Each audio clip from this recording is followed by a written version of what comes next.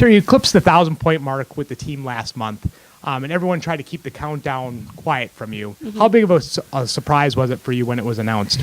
It was a huge surprise. My roommates did a really good job keeping it quiet. They had asked me a couple weeks ago if they thought I was close, and after that I had totally forgotten about it.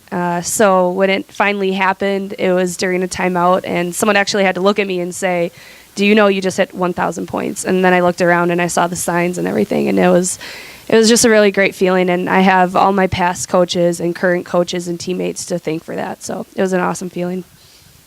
You've had a pretty spectacular career as a Ranger, and you also are the president of the Student Athlete Committee. What are your plans for after Parkside?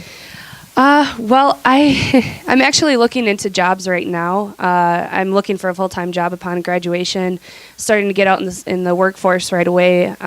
So right now I have a couple interviews set up, but I'm still kind of in the works with that, but I would be willing to pursue any opportunity at this point, whether it be abroad or in the nation, whatever it may be.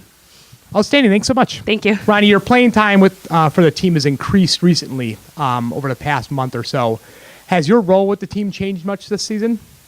Yeah, I think comparatively to the past 3 seasons, before this season, I think it has changed. I think definitely it used to be a lot of, my mindset was just different in practice and during games and stuff like that. But I think that this year my mindset has changed a little bit to, in a good way, having more responsibility on the floor and just being able to actually play this year more than I have before. So you talk about your past 4 seasons. As you think back about those 4 years with the team, what will you miss most about being a Ranger?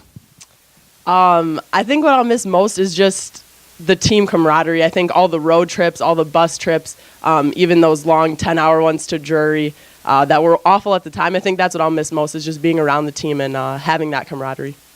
Thank you so much. Thank you. So Jess, you're in your 2nd season here at UW-Parkside after transferring from UW-Milwaukee. How has the transfer worked out for you and your role on the team? It's worked out pretty well. My role on the team here is pretty big, you can say, being starting center. I mean, last year I was a little back and forth, with having a senior center, so we kind of went back and forth with the starting position, and I definitely kind of picked up a captain role this year, being a senior center and probably the only center.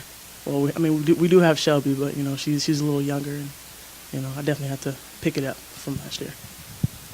You're in your final regular season home game coming up this week. How has basketball influenced your college life? I mean, it's definitely kept me off of the party scene quite a bit.